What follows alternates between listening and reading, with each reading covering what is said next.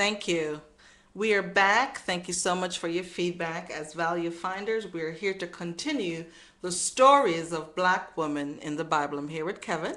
All right. Hey, Shelia. How are you? I'm good. I'm good. I'm ready to get into this. All right, so we're going to start off with the son of Ham. So we broke down this journey into Black women in the Bible off of the four descendants of Ham. Okay. And we did that because all biblical scholars have agreed that all the Black Africans came out of Ham. Right. And so we've covered Cush. Right. We've covered Mizraim. Now we're going to get into The Put people. We're going to learn more about the Berber and the Moors, and even those from Cyrene. Yes, we are. And so when we look at this journey, we're going to be covering the Put people. I have to throw this disclaimer out. In the Bible, they tend to talk more about the Put men than the Put women. Okay. But we do want to reference it because of the impact, the sheer impact the Right. Put people have had on history. It's just too much to ignore, so we're still going forward with this. So are you saying we're going to spend a little time on the men before we get over to the Black women? Okay, yes. That's what All I'm right. saying. That's cool. That's cool. Thank you. Once it's in context, that's okay. Let's go for it. So now, when we talk about the Put people, these are the ancient African people in northern Africa, right? And the important thing to get with this is you cannot talk about northern Africa without talking about southern Europe. Okay. Because once you look on like the map on this slide, right, you'll see the Mediterranean Sea. Right. So what you're also going to notice here is that whenever the southern European powers wanted to get into Europe, Okay. the Put people were put into play. But just like how the U.S. and Britain are allies, the Put people, or what some people sometimes call the Liberians, they were always partners with Egypt. Egypt went to war. Okay, that's good to know. They went to war. They were like legendary fighters. Yes, I see that. Now, these Put people, they migrated and they had a lot of wealth. And so they migrated all over North Africa. And then once they conquered all of that area, they then looked up across the waters and they came into Europe. Okay. So over here we see the Put people. On the other slide, I saw the Puts and the Moors. And what's the differentiation between those names and so? How do we understand it? I'm so glad you asked that. Okay, because here's the thing, right? If you're a biblical scholar, you will call the ancient people Put. Okay. That's because what the Bible calls them. Historians, however, refer to them by a different name once they went into Europe. Right. So before they went into Europe, they were called the Berber people. Okay. Right? Once they went into Europe, they became called the Moors. Okay. And the Black Moors that conquered Europe. And here's the craziest part of this. For 700 years. Yeah, I was blown away by that too. You're talking Black people actually conquered Europe. Then they didn't do it with spears and running around half naked. This was like For real. sophisticated, brilliant minds, and they changed Europe and they changed the world. And just to put it in context, the U.S. is only 241 years old, looking from 1776 to today. Exactly. This is almost 3 times as long as the U.S. have been in existence. Black people ran Southern Europe. That's good to know, but here's my question. Why isn't that information in any of our books for Black kids to learn, or even Christians to learn? So it is in a lot of books, a lot of scholars, and there's now documentaries on it, and it's easier to find. The bigger question is, it has never really been put into school books. So if you only get your history from your history class in school, this is maybe a line. They literally they don't say much about it. But if you go online and you look at some scholarly work, or if you go to college and you take a collegiate history class, you'll see some of this. But the Europeans passionately hated them. So let's walk through some of the highlights. Okay. This is what I need, because I need black people to understand that we not only have a biblical history, we have a history that was shaping the world. Okay. And this was the time period where black people were the world leaders. Okay. So tell us about the education. How many universities and that they had there? So what the European kings, the non-black European kings, the model that they have for dominance was keep the people ignorant. So there were a lot of people who was illiterate. Most people, like up to 90% of the people, couldn't read. Okay. They taught you how to do trade work, and so you were like trained to be like a blacksmith, a painter, or a cook. Gotcha. Right, but you weren't necessarily given like a university education. Gotcha. Which is why in Europe there were only like 2 prominent universities. But here's the crazy things. The Moors, they control the peninsula that had Portugal and Spain. In one city, just one city that was there, Cordova, that one city had 17 universities compared to the rest of Europe having 2. Okay, how's that possible? And today we, as a black race, we struggle so much as far as being educated. So the thing is this, similar to today, like if you look into like Barack Obama, right? When he became president, he said education was the impetus for change and empowerment. Yes. Well, the Moors were like that. They felt that unlike the Europeans who said your people should be educated, they valued higher learning. Gotcha. They were a very different culture. They were so advanced that they were considered the most advanced civilization in the world during the time that they controlled Southern Europe. Okay. They were obsessed with some things that today seem normal to us. Like for them, it was critical that you took at least 1 bath or shower a day. It was really a bath, right? And the rest of Europe, you took a bath like once a month or 2 times a year. I didn't know that. That's why they had perfumes and all of that. The Black Plague was because their hygiene was bad. Wow. Moors were obsessed with that. They were obsessed with learning and math and science. Gotcha. In fact, in the Renaissance, the books of medicine that the Moors had became what created this like medical breakthrough in Renaissance later on in Europe. In architecture, here's the crazy thing. Okay. In this one city, they had paved sidewalks like we have today. Right. Hundreds of years before the rest of Europe did. They had street lights hundreds of years before France and Paris did, right? They were ahead of their time. Okay. But they weren't united. So where everybody else would have it to where it would be like one kingdom, they broke up theirs where each city became its own country. Gotcha. And so they were easy to conquer because this larger nation would come in with 10 times the army against that one city. Okay. And so it took 700 years for them to be defeated. And so they controlled southern France, southern Italy, all of Portugal and Spain. Okay. But the Europeans, the white Europeans, hated them. Oh boy. And so they burnt their paintings. Really? Only a few of their paintings survived. Okay. Their architecture still stayed there, but no one gives them credit for it anymore. Okay. But the previous slide mentioned that they were military people. So what happened with that? So they really were military in the sense that they had warriors, but they didn't think in the way that we think of, like, gotcha. When your warrior tribe becomes large, conquer a nation and now make it your own. Okay. They thought like higher educated people tend to think. Gotcha. If we just educate everybody, we can just talk through problems. Well, no. That's a great idea. The other force was like, no, we're going to come and we're going to wipe you out. And they eventually got pushed out and they got pushed back to North Africa. Okay. On the bottom of the slide, it mentioned something about libraries. I know even today we have free books that people can go in and get books and learn from, and people still struggle with that today. But tell us a little bit about the library system that they had. They actually had one of the largest libraries actually for ancient history.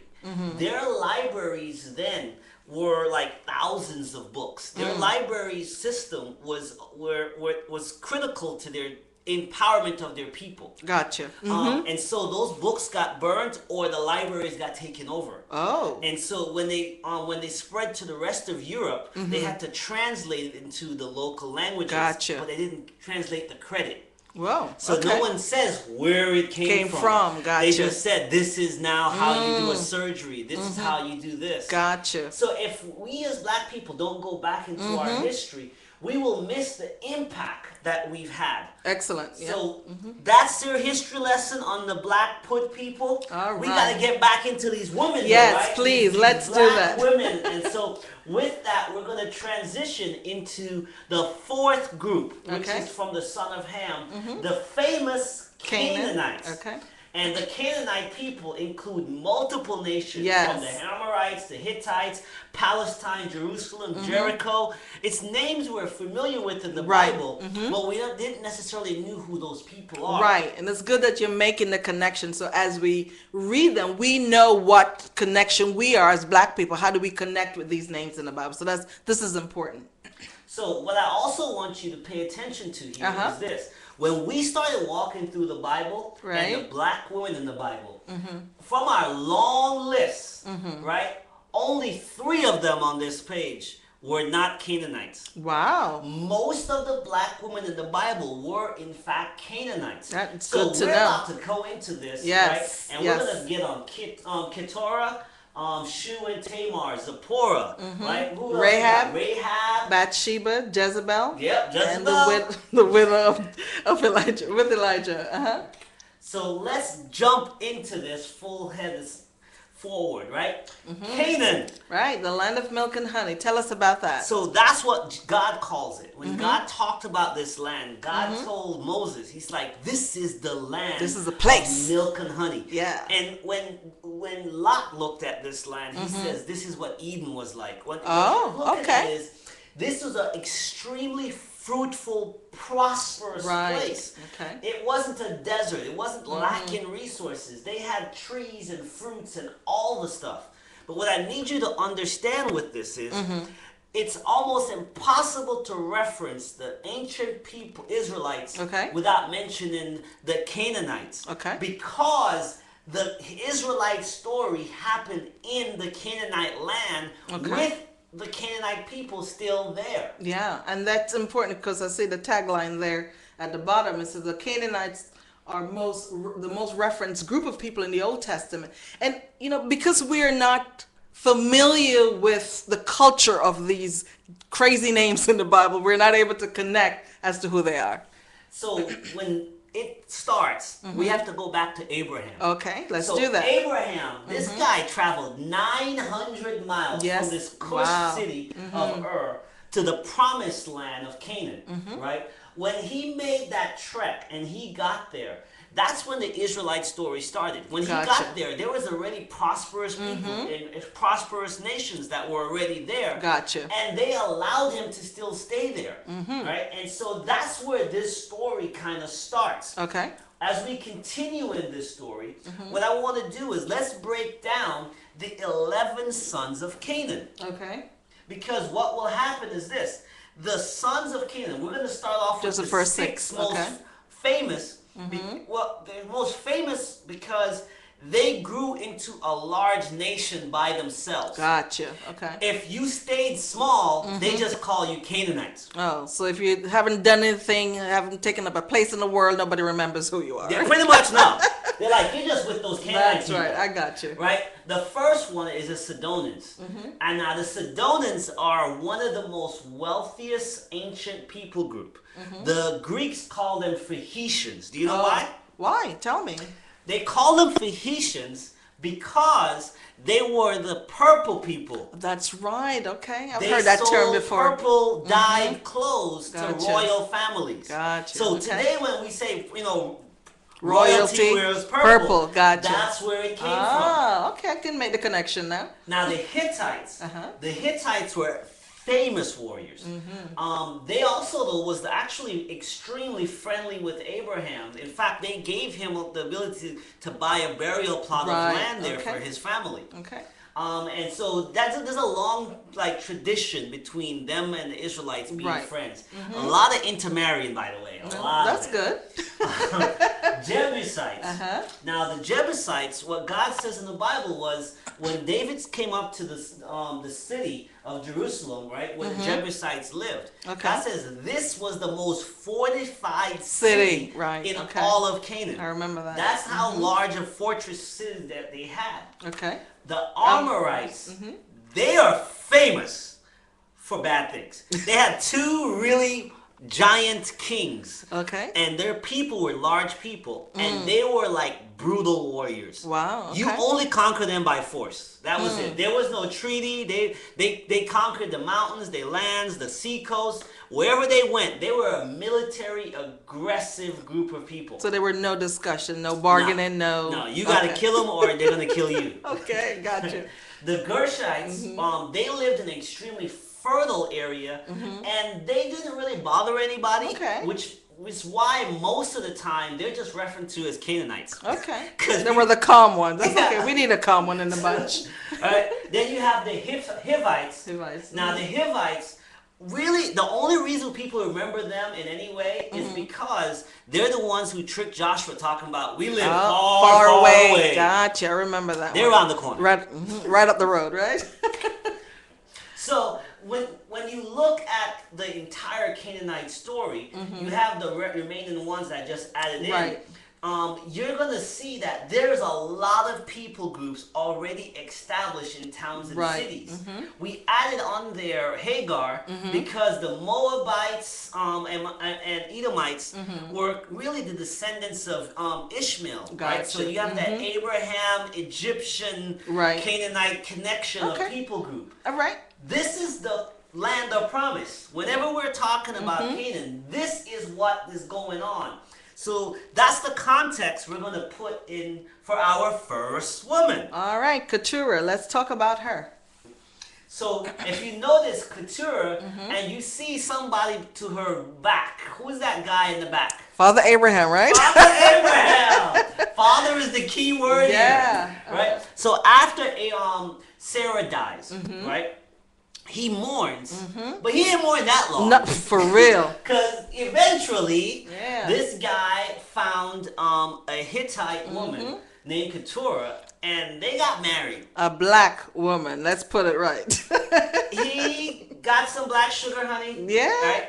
But they were married for 35 years. This wasn't a That's fling. interesting, isn't it? And they had 6 kids together. Yep. We hardly know anything about them. And so we hear the names of some of these people sometimes, and we don't know the stories. Yes. And I need black women to realize that you played big roles in That's the Bible. right. We sure did. And so don't let anybody marginalize your story. And this is why we're doing this, to bring folks to the level of understanding of who we are in the Bible and in our place in the world. So when you look at Keturah, right, you're like, we don't know that much about her, and we sure don't seem to know a lot about those 6 kids. I know, right? Those 6 This kids. is not an accident. When you look into Genesis 25, verse 6, here's what you're going to see. Abraham, I'm just reading this now. Abraham left everything he owned to Isaac, right? So Isaac, the son of promise, he gets everything. But here's what Abraham did before he died. Before he died, the Bible says he gave gifts to his sons, right? That he had with Keturah, right? And he sent them away. That was not cool. So many of our black men are still doing that nonsense today. I wonder where they got it from. They must have got it from the Father Abraham. I tell you. So what I need you to get is that he wanted to protect Isaac, so he sent them away. So you don't see a lot of reference to them as sons of Abraham. Same way you don't hear the Ishmael sons being referenced to as sons of Abraham. Father Abraham seemed to only be referenced in the children of Israel that came through Isaac only. Isaac. And now, he was not an only child. He was not. So let's walk through. Who are these 6 kids that Keturah had? You're going to have to pronounce those names to me, so go ahead. Jokshan was the first one, right? And so he's the father of Sheba and Dedan, right? And those are some groups of people. They were own tribe. They were large enough to be their own people.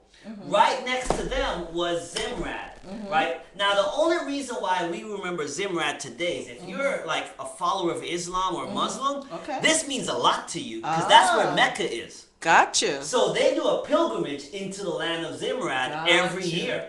Right? Then you have Medan, right? Medan and Ishmak and Shua, those 3, in truth, most of the times they just got blended together. They never really grew into major groups of people. Okay. They had like little towns, but not like nations. Gotcha. The one that everybody seemed to know is the Medians. The Medians, yeah. The Midianites are all over the Bible. Yeah. Oh my goodness. I mean, it starts off with Moses' wife and his father-in-law, right? And that's the good part of the story. Oh, yeah. It gets a little and we're going to get into the good, the bad, and the ugly about this story. So with this one is this. So they focused on Baal worship. Yeah. Baal worship is fertility worship, which is a nice way to say that they had lots of sex orgies. I tell you. When the Bible talks about, they do this in high places, they meant that they did it on a hill so everybody can see the show. Wow. So bold. They were the religion that said if you actually do a lot of these sex festivals, the land will be prosperous. Wow, I wonder where they got that from. They lured the Israelites, with Moses, they lured the Israelites into doing this stuff. So much so that this is where the story gets ugly in Judges, right? It talks about it, where the Israelites go back and massacre all the men. Yep, they had to clean house. And the women, they kept the women that were virgins and kind of got rid of remember all the that ones. story, yep. So look, this is what the Bible says, man. So this is kind of where it came from and who those people are. So now when you see the Midianites, whether they're fighting and conquering the Israelites or they're working with them, now you understand who these black people are. I'm so glad you're putting context around the story because we need to understand these people groups and how they play out in the Bible and in our understanding of it. So now we're going to that next Lion of woman. Judah. I love it, Shua. So she's really the daughter of Shua, but it's easier to say Shua because the Bible never gave her a real name. Right? Gotcha. But here's what everybody likes to skip. She is the mother, keyword here, mother, the mother who births the tribe of Judah. Gotcha. People don't want to talk about this, but it's in the Bible. I tell you, it's so many hidden things, and I'm so glad that you find value in taking time out to do the research and just bring this information out so we all can kind of unlearn what we thought we knew and learn the real thing. So just because people have such a hard time with this, because this would mean that ancient Jewish people, because Jewish just means from the tribe of Judah. Right. The ancient Jewish people, the ancient tribe of Judah, were had a black mother. Yes, they did. And this is what the Bible actually says. So Genesis chapter 38, chapter 38, verse 1 through 5. I'm going to read this to you because you need to hear this thing, right? Go ahead. It says, Judah left home, right, and moved to Adullam, where he stayed with a man named Hira. There he saw a Canaanite woman, the daughter of Shua, and he married her. This wasn't just a hookup. That's right. Ladies, if you're listening, be careful of those hookups. Make sure he is worth it. Make sure you get married. That's all I'm saying. I agree. Right? And so when he slept with her, she became pregnant. And he and gave birth to a son. And he named the boy Then she became pregnant again.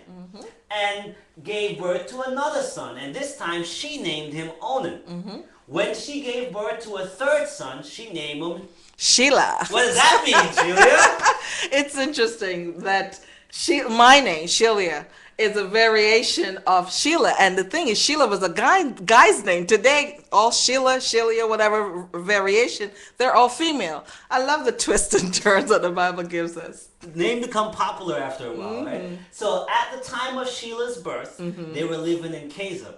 Both Adullam and Kezub, right, are right around where Jerusalem is. Okay. So they were still all in the land of Canaan. And so what I want you to understand is that Judah really embraced becoming a Canaanite. Gotcha. And he married a Canaanite woman. And so it is understood that since that's the birth of it, right, you can't have a black woman be the mother and then say that it's not like culture, multicultural, biracial, at a minimum biracial people. We have to embrace the truth of what this reality is showing us here.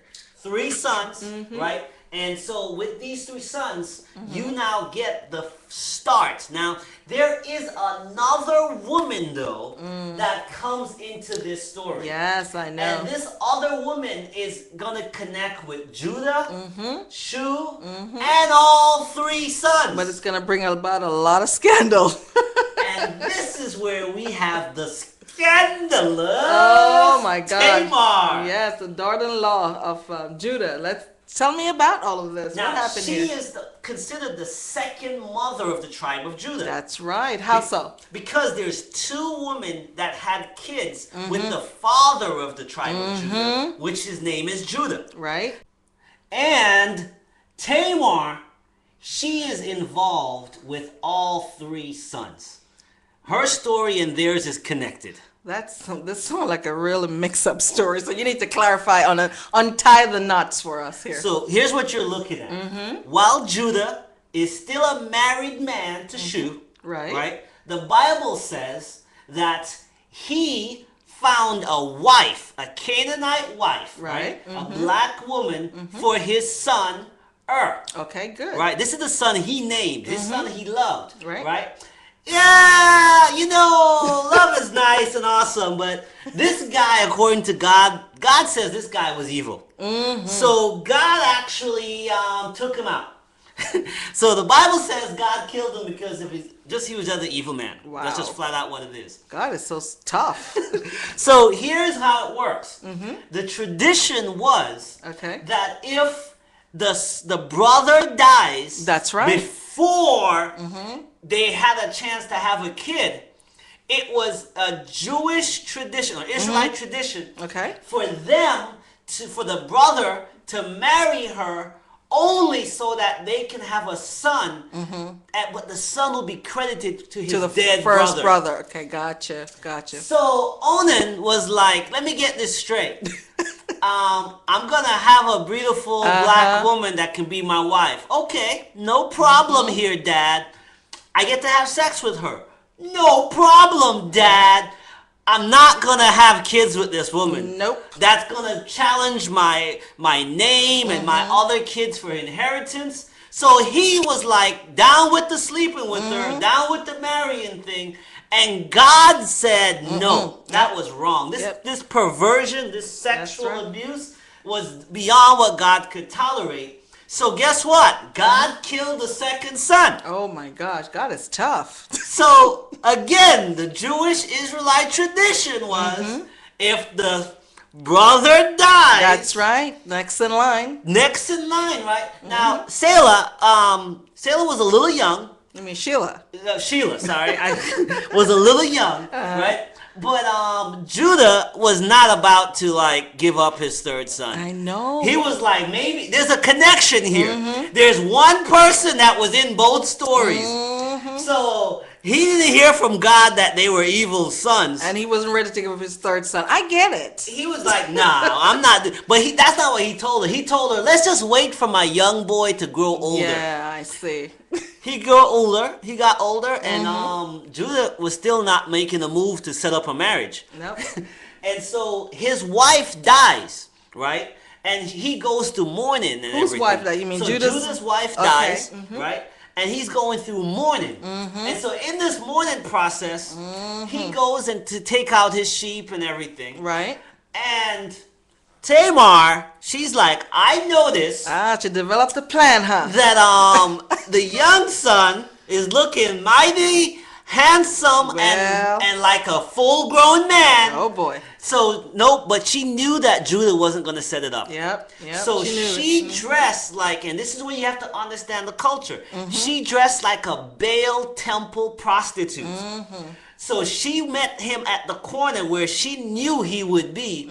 She took off her, as a widow, you have to wear these dark clothes that people can see you're a widow. Okay. Oh no, she dressed in a nice, seductive little sex goddess outfit. Gotcha. Okay. Met him on the road and be like, hey, how you doing? And she caught his attention, of course. And she did. And so he sleeps with her. After he sleeps with her, right, he finds out later she's pregnant. And he's like, I know how to put an end to this. I'm a killer. They drag her before him, and she's like, the person who I slept with, here's his staff, here's his ring. She had evidence. And he's like, I love it. I'm the one who did it. She's a smart cookie. There you have that scandalous story. Yes. So we covered two of those Canaanite women that are the women who birthed the tribe of Judah. When we are looking at the story, it's easy for us to minimize the impact of these black women. But they are the women that drove the story. As you look at it, the son of Judah and Tamar is Zerah and Perez. Okay. From Perez come Jesus. Oh, yeah. Let's get into that. All right. And so from that line of Perez comes all of King David. Okay. Jesse. Jesus. Okay. That royal line is the line that comes through Tamar. So I'm saying this to you because it's important to understand as we walk through these black women. Right. The black women we're talking about are critical. Yes. Critical to these Bible stories. They're not small roles. That's Black woman, if you're in a church and they make you feel small, I need you to understand God didn't write a small story for you. He did not. He did not. He put you right on the front page. You are an integral part of these stories. Don't let people minimize you. Don't let people put you aside as a side note. You are the real reason. So if we look at this here, you'll see you're the real reason a lot of the big events happen. That's right. When we go into this further next time, we're going to touch on Zipporah. We're going to touch on Rahab. We're going to touch on Bathsheba and Jezebel and the widow of Elijah. Yep. You're going to see that the Bible is telling your story. Yes. Let it be personal. Sheila, you got the last word. The thing about it is, as we're doing this story together as value finders, I am finding such value as a black woman and finding my place in the world and in the stories, realizing that I am worthy of the title of being a black woman because Jesus had lineage and connection through black women. And we need to stop denying the truth of who we are. And we need to understand our place in the world. Black women, if you're listening to this, make sure your sons also listen. As a people, we were important. We are important. We continue to be important. But you need to find your roots, do your research, read your Bible, and make your connections. Be blessed. We are the Value Finders. We'll be back.